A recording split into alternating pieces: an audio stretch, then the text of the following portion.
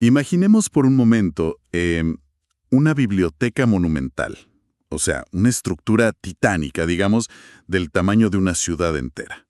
Uf, me imagino kilómetros y kilómetros de estanterías. Exacto. Pasillos que se pierden en el horizonte, albergando millones de libros, investigaciones, descubrimientos brillantes. Básicamente todo el conocimiento humano de un país está ahí adentro. Suena increíble. Pero, supongo que hay un problema. Hay un problema paralizante. Resulta que en esta biblioteca de fantasía, absolutamente todos los libros tienen las cubiertas completamente en blanco. O sea, nada escrito afuera. Nada.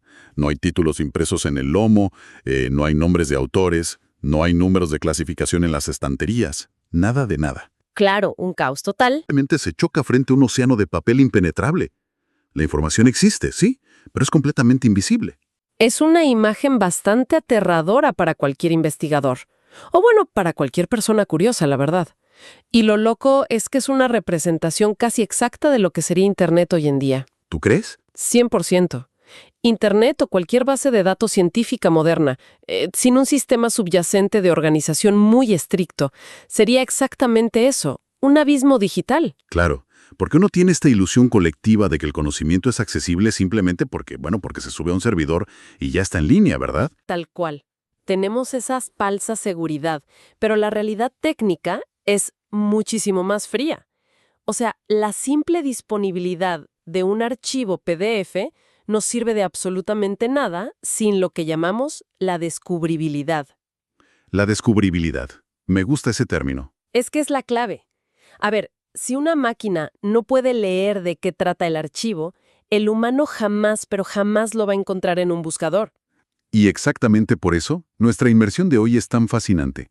Vamos a explorar la arquitectura invisible que evita que el conocimiento científico colapse y se convierta en esa gigantesca biblioteca de libros en blanco. Me parece un tema fundamental. El análisis de hoy se centra en un documento técnico. Es un documento fundamental, publicado en junio de 2015 por el Ministerio de Ciencia, Tecnología e Innovación Productiva de Argentina. Ajá. Directorios digitales, también conocido por sus siglas, el SNRD. Sí. A primera vista, cualquier persona podría leer ese título y pensar, bueno, esto es solo un manual de bibliotecología súper denso, burocrático y aburridísimo. Totalmente. Tiene un título que no invita para nada a una lectura casual de fin de semana. Cero. Pero, si raspamos un poco la superficie, este documento es en realidad como el código fuente. Es el mapa de supervivencia para la información en nuestra era digital. Es fuerte decirlo así. Pero es que lo es. Es el campo de batalla oculto donde, digamos, se decidió cómo la producción científica de todo un país entero iba a conectarse con el resto del mundo. Bueno, vamos a desempacar esto porque hay mucho. Antes de meternos en la hiperminuciosidad de cómo se organiza cada coma y cada punto, necesitamos establecer el para qué. O sea, ¿qué es exactamente este ecosistema del SNRD? A ver, el documento establece claramente que el propósito es crear una red interoperable. Esa es la palabra mágica. Una red interoperable de repositorios digitales en ciencia y tecnología. Y el objetivo declarado es promover el acceso abierto, dar proyección internacional a la producción local y garantizar la preservación a largo plazo. Pero detengámonos en esa palabra mágica que mencionaste, interoperable. Ajá. ¿Suena a jerga corporativa pesada? O sea, ¿qué significa realmente en la práctica del día a día? Entiendo que suene a jerga, pero la interoperabilidad es literalmente la piedra angular del Internet moderno. Pensemos que un repositorio digital no es solo un disco duro conectado a Internet, donde una universidad guarda sus archivos en carpetitas. Claro, no es un Google Drive glorificado. Exacto, no lo es. Es una colección viva. Y para que sea verdaderamente útil, debe tener mecanismos muy específicos para que otras computadoras del mundo puedan interactuar con esos datos de forma automática. O sea que las máquinas abren entre sí. Exactamente. Y por eso, las directrices de 2015 exigen el uso del protocolo OAI-PMH. Esto es fundamental en todo el sistema. OAI-PMH. O sea, suena a un código de error de Windows de los años 90. Sí, suena fatal. ¿Cómo funciona ese protocolo mecánicamente? Bueno, sus siglas en inglés significan Protocolo de la Iniciativa de Archivos Abiertos para la Recolección de Metadatos.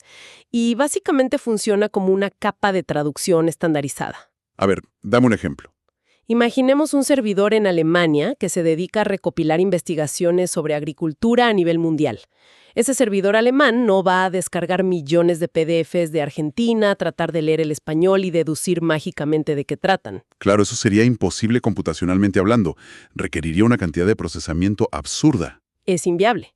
Entonces, lo que hace este protocolo OAI-PMH es crear un canal súper eficiente donde los servidores solo intercambian pequeñas etiquetas de código XML. Solo las etiquetas. Exacto. El servidor alemán pregunta, mediante este protocolo, algo como, ¿tienen investigaciones nuevas sobre soja? Y el repositorio argentino responde instantáneamente enviando solo los metadatos estructurados, solo la información sobre el archivo, no el archivo pesado en sí. Es brillante. Para visualizarlo mejor, es como si cada universidad o instituto fuera una isla. Y, históricamente, cada isla construía su propia pequeña biblioteca. Con sus propias reglas. Tal cual, catalogaba a su manera, hablaba su propio dialecto organizativo. Este documento, el SNRD, es básicamente la imposición de un traductor universal obligatorio para todas esas islas. Me gusta la analogía. Y digo obligatorio con mucho énfasis, porque el manual no está haciendo sugerencias amables. Hay una regla de oro absolutamente estricta que detallan desde el principio. Sí, son implacables con eso. Quien no cumpla con las directrices mínimas simplemente no será recolectado en el portal del Sistema Nacional. O sea, es un boleto de entrada binario. Cumples o te quedas afuera. Y lo fascinante aquí es que la meta final de este sistema nunca fue solo almacenar archivos para que los lean internamente en Argentina. O sea, no es un proyecto cerrado. Se trata de interactuar de igual a igual con los gigantes mundiales de la información. Claro, jugar en las grandes ligas. Exacto. El documento señala explícitamente que estas directrices de 2015 se alinearon meticulosamente con normativas internacionales de peso pesado. Específicamente mencionan las OpenAIRE Guidelines 3.0 de Europa y el sistema La Referencia a nivel de toda América Latina. Pero, a ver, tengo que cuestionar un poco esto porque me hace ruido. A ver, dime. Cortarles el acceso al portal nacional simplemente porque no cumplen una directriz súper técnica suena increíblemente agresivo. Es estricto, sí. Imagínate un investigador brillante, digamos un equipo que trabaja con recursos limitados, en una provincia lejana. Descubren algo increíble sobre biología, pero el informático de su universidad no formatea bien los datos XML. Se quedan afuera. ¿No es eso priorizar la burocracia por sobre la ciencia pura? Es una tensión constante, totalmente. Entiendo la frustración que genera, pero la respuesta institucional es que la simplicidad o la tolerancia al error humano es el peor enemigo de una base de datos automatizada. Las máquinas no perdonan. Las máquinas no perdonan. Y esto explica por qué este documento de 2015 existe en primer lugar. Fíjate que ya existían reglas previas en 2013.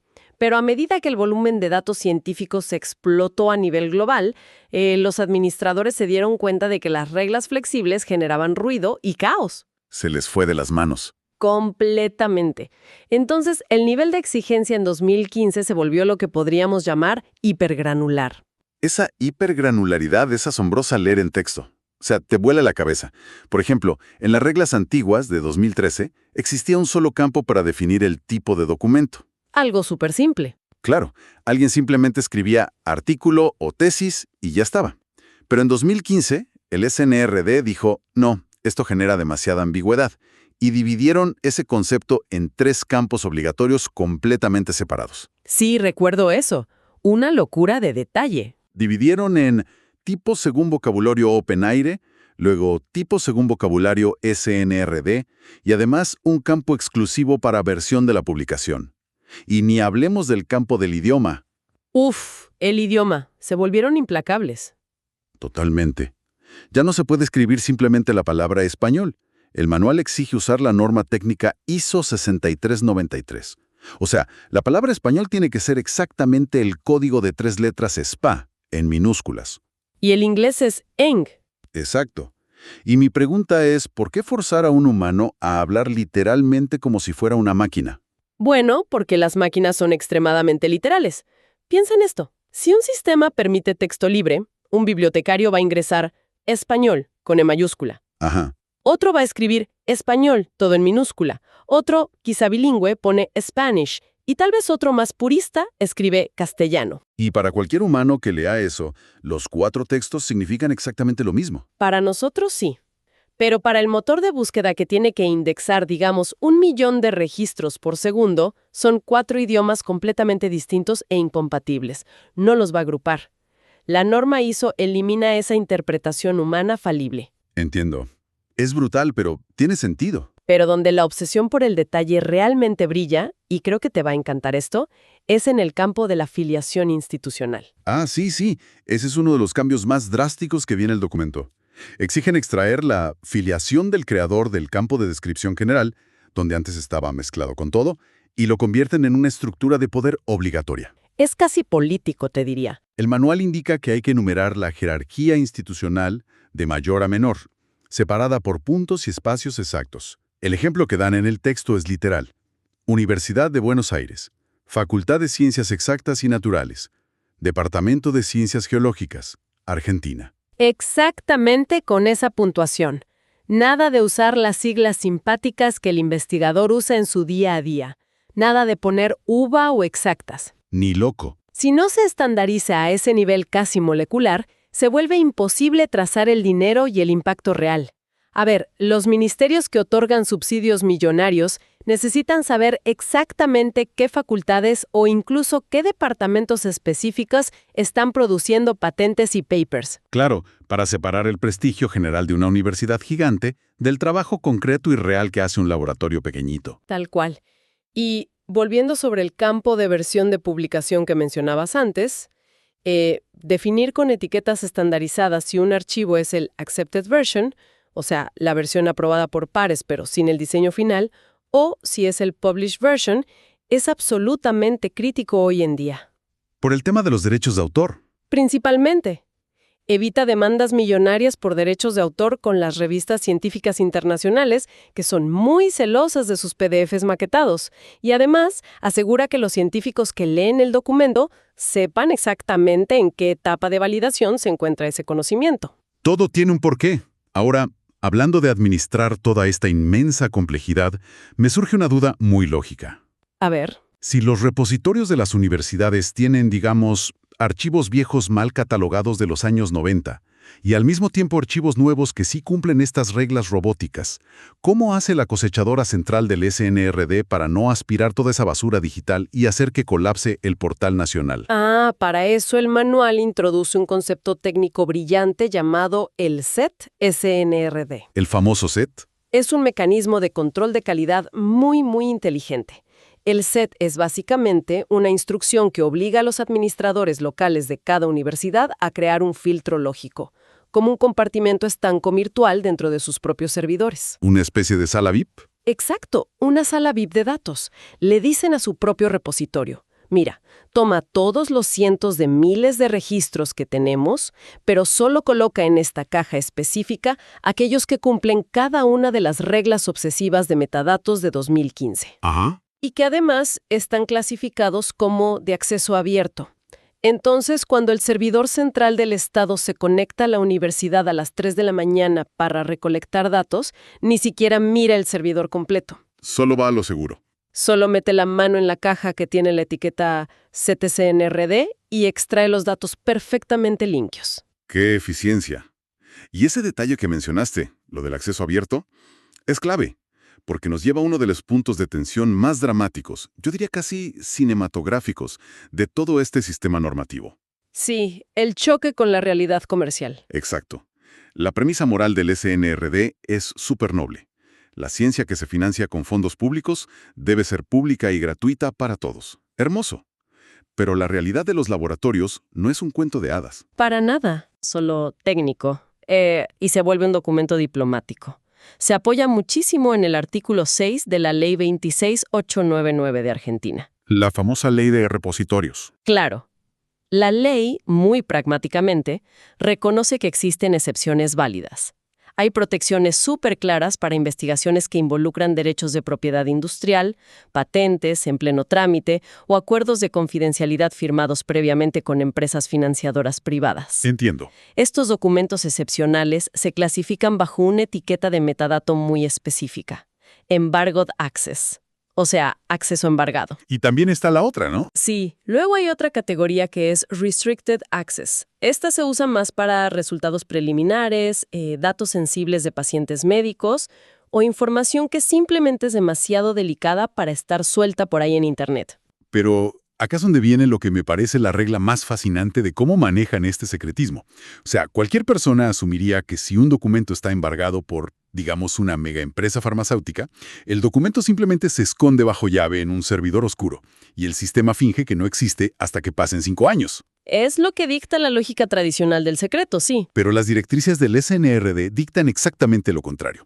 Establecen que incluso si el documento PDF está bajo un embargo absoluto y nadie lo puede abrir, los metadatos descriptivos deben ser obligatoriamente públicos en el portal. Es que si conectamos esto con el panorama general de cómo avanza la ciencia, esta decisión es un compromiso brillante. Literalmente evita lo que en el ámbito académico y de la bibliotecometría se conoce como la materia oscura científica. Materia oscura científica. Me encanta el término, suena a astrofísica. Suena genial, ¿no? Pero es un problema real. Son investigaciones masivas que se están llevando a cabo ahora mismo, consumiendo millones en recursos públicos y privados, pero que el resto de la comunidad científica ignora por completo porque no hay ningún registro público de su existencia. Claro, son invisibles. Totalmente invisibles. Al obligar a que los metadatos sean siempre públicos, el sistema anuncia a los 4 vientos: oigan, este experimento existe, estos científicos lo están llevando a cabo en este momento, en esta universidad. ¿Se protege el secreto comercial del contenido? Sí, pero se hace pública la existencia del trabajo. Se puede pensar en esto usando una analogía cinematográfica. A ver qué te parece. A ver, dispare. Imaginemos el estreno mundial de una película súper secreta, de esas de superhéroes que no quieren que se filtre nada. El sistema de repositorios te permite ver el póster gigante en la entrada del cine. Ajá. Te permite ver un tráiler cortito, que sería el resumen de la investigación.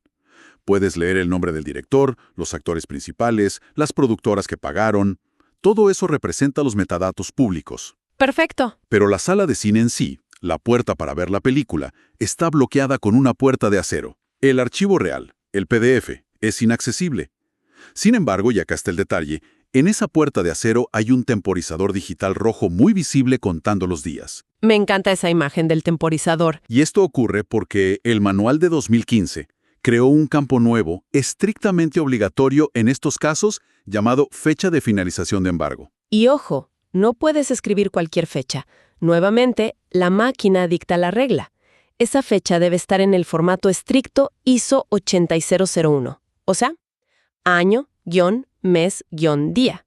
Nada de mayo del 2025. Todo estandarizado. Exacto. Esto crea literalmente esa cuenta regresiva automatizada que decías. Cuando esa fecha finalmente llega, el sistema puede cambiar automáticamente, sin que un humano intervenga, el estatus de Embargoed Access a Open Access. Se abren las puertas del cine solas. Exactamente. Fomenta la expectativa en la comunidad global. Y lo más importante, permite que otros laboratorios en otros países sepan qué se está investigando. Así no duplican esfuerzos innecesariamente ni gastan dinero público investigando exactamente lo mismo 2 veces. Es un equilibrio bastante sofisticado, la verdad, entre el secreto necesario para el libre mercado y el progreso colectivo y abierto de la ciencia. Es alta diplomacia de datos. Ahora, bueno, ya entendimos cómo manejan los secretos. Pero pasemos al escenario ideal, a la luz del día. ¿Cómo se documenta un archivo público perfecto según estas reglas? Aquí es donde el manual desglosa la implementación de un estándar legendario conocido como Dublin Core. Uy, el Dublin Core es casi sagrado en el mundo de la información digital. Para quienes no lo conocen, nació en los años 90 en un taller en Ohio, Estados Unidos. Un clásico de Internet. Totalmente. Sí, digamos, la tabla periódica organiza todos los elementos químicos del universo. El Dublin Core pretende ser el esquema fundamental para describir cualquier recurso en Internet utilizando solamente 15 propiedades básicas. 15 campos para describir el mundo entero. Esa es la ambición. Título, creador, sujeto, descripción, fecha y algunos más. Las directrices del SNRD de Argentina toman este núcleo global y lo adaptan a su realidad científica local. Y aquí es donde se pone realmente interesante nuestra inmersión, porque leyendo el manual uno se encuentra con reglas sintácticas que, te digo, parecen sacadas de un régimen disciplinario militar. Son durísimas. Analicemos el campo de autor, que está etiquetado en el código como dc.creator. Y el manual especifica que la sintaxis debe ser estricta y obligatoriamente invertida. Apellido, coma, nombre. Nada de excepciones. Puede parecer un capricho anticuado, ¿no? Como de bibliotecario de la vieja escuela que te regaña por hablar fuerte. Pero pensemos en la escala enorme de los datos. A ver. Si un investigador hoy ingresa su paper como Juan Carlos Pérez y mañana otro colega cita su trabajo pero escribe Pérez Juan C. y el sistema no impone un orden estricto, la base de datos va a crear perfiles distintos para lo que considera que son personas diferentes. Claro, la máquina piensa que son dos tipos distintos. Exacto, y eso es gravísimo para la carrera de un académico. Sus índices de impacto se fragmentan y su visibilidad internacional cae en picada. Pierde puntos para subsidios, la estandarización de apellido, coma, nombre impone una única verdad estructural que las máquinas no pueden malinterpretar. Tiene muchísimo sentido cuando lo pones en términos de impacto y financiamiento. Ahora, hay otro detalle muy peculiar que me llamó la atención, y es el campo colaborador, etiquetado como dc.contributor. Ah, la regla de las tesis. El manual dice que este campo de colaborador es opcional. O sea, un investigador puede mencionar a los técnicos de laboratorio, a los ilustradores que hicieron los gráficos o a los traductores si lo desea. Pero hay una excepción tajante escrita en negrita. Y subrayada, seguro. En el caso de las tesis académicas, registrar al director de la tesis en la primera instancia del campo de colaborador es estrictamente obligatorio, no es opcional. Esa es una marca institucional inconfundible, ¿no te parece? Es una radiografía de cómo la academia estructura el crédito, el respeto y, digamos, el poder. La jerarquía pura y dura. Totalmente. La figura del director de tesis es fundamental en la formación científica. Al obligar a que este vínculo quede plasmado para siempre en el nivel más profundo de los metadatos XML, el sistema garantiza que la red de mentores quede trazada permanentemente en el ecosistema digital. Es como rijar un rastro de migas de pan institucional. Exacto. Y pensemos en las posibilidades analíticas a futuro. Utilizando estos metadatos exactos de los directores, un algoritmo del futuro podría mapear la genealogía completa de una disciplina científica en el país. ¡Qué locura eso! Podría mostrar visualmente cómo ciertas metodologías de un laboratorio se transmitieron de un solo director brillante a, 50 tesistas, a lo largo de 3 décadas, esparciéndose como un árbol genealógico por distintas provincias y universidades. Literalmente, es el mapeo del ADN académico. Es fascinante. Pero te confieso algo. Dime. En medio de todas estas reglas áridas sobre sintaxis invertida y códigos XML oscuros, hay un momento en el manual que me resultó maravillosamente humano.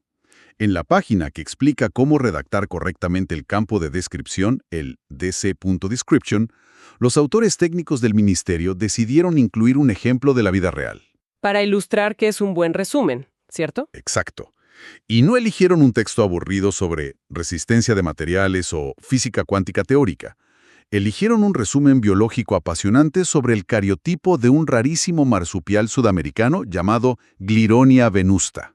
Es un contraste narrativo espectacular dentro de un manual del Estado. Es hermoso. El manual cita textualmente este resumen científico explicando que este pequeño marsupial, por alguna razón, tiene 18 cromosomas. Y el texto relata cómo esto fue un hallazgo totalmente inesperado para los biólogos, porque todas las otras especies de su misma subfamilia animal tienen 14 cromosomas. Rompió la regla genética. Rompió la regla. El resumen que está ahí plasmado especula si este número inusual representa un estado ancestral de la evolución animal o si es un caso de evolución convergente. Y me parece un recordatorio hermoso. Es poesía científica. Tal cual. Incluso atrapados dentro de un documento gubernamental súper denso lleno de directrices de software, asoman las maravillas de la ciencia de la vida real. Nos recuerda que todo este inmenso andamiaje burocrático no existe por simple amor a rellenar formularios. Claro que no. Existe para proteger esto. Existe para proteger descubrimientos increíbles sobre nuestro mundo natural, asegurando que el misterio del marsupial de 18 cromosomas jamás se pierda en el olvido digital. Y ese es verdaderamente el alma del sistema. El propósito último de exigir metadatos precisos, por más moletos que sean de cargar, es la preservación del asombro a través del tiempo. Preservar el asombro. ¡Qué buena frase! Y eso los lleva directamente a otro conjunto de reglas técnicas del documento que están diseñadas para combatir al enemigo número 1 del Internet, el decaimiento digital, o la famosa putrefacción de enlaces, el link rot. El link rot. Claro. El manual es implacable con los campos de formato y con algo llamado identificador del recurso. Sí, no dejan nada al azar. Para el formato, exigen usar la lista oficial MIME de IANA. O sea, obliga a etiquetar los documentos no como un archivito PDF, sino usando la cadena de código exacta Application PDF. Pero, ¿qué pasa con los identificadores que mencionaste? El campo dc.identifier es de vida o muerte para un archivo. Las directrices exigen el uso de URLs estables o preferiblemente sistemas de identificación formal global como el DOI. El DOI, que significa Identificador de Objeto Digital. Exactamente, el DOI o el sistema handle. Y la razón detrás de esta regla tan estricta es simple y a la vez un poco triste. El Internet es extremadamente frágil. Es de cristal. O sea, las páginas web de las instituciones cambian de diseño cada 2 años. Los servidores de las universidades se mudan de máquinas físicas a la nube. Los dominios expiran porque alguien se olvidó de pagar la tarjeta de crédito. Pasa todo el tiempo. Todo el tiempo. Si un artículo científico invaluable solo está referenciado por la dirección web temporal de la página de inicio de su facultad, te garantizo que en 5 o 10 años ese enlace va a arrojar un aterrador error 404, página no encontrada. Y es una tragedia, porque el archivo puede que siga existiendo físicamente en algún disco duro arrumbado en un sótano, pero el puente digital hacia él se ha derrumbado para siempre. Correcto. Al exigir el uso de sistemas robustos como el DOI, que actúan como, digamos, un número de pasaporte permanente e independiente de dónde esté alojado el archivo físicamente, el SNRD está inyectando resiliencia a largo plazo. Un pasaporte que no vence. Exacto. Están construyendo un archivo nacional diseñado para sobrevivir a las modas tecnológicas pasajeras y al desgaste natural del tiempo. Entonces, llegados a este punto, ¿qué significa todo esto?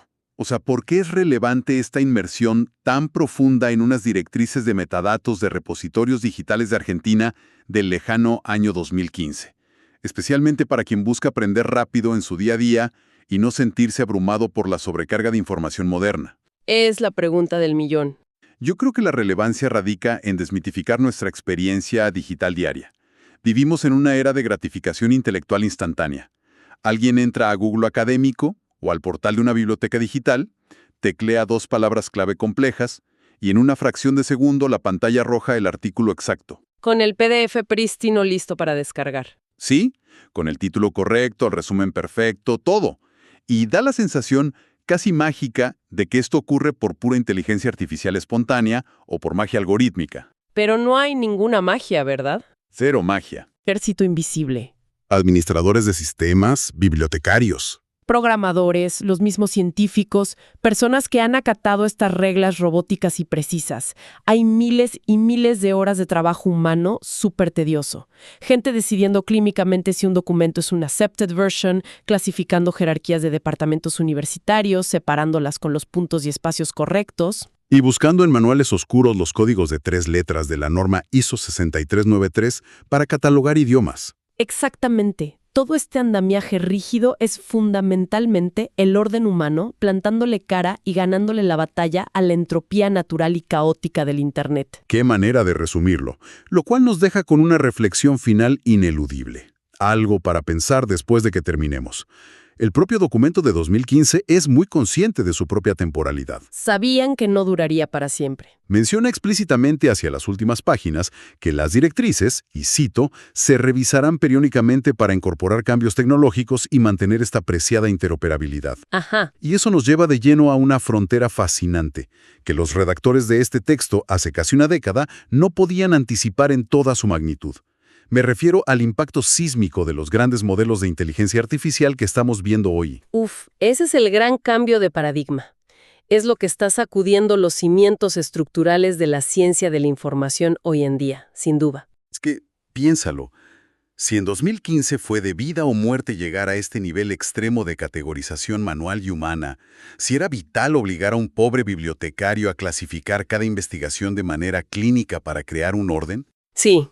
la gran pregunta ahora es, ¿qué sucederá con todas estas estructuras hiperrígidas? Las inteligencias artificiales contemporáneas no solo pueden generar las investigaciones completas desde cero, sino que tienen la asombrosa capacidad de leer textos no estructurados. Pueden leer el caos y entenderlo. Exacto.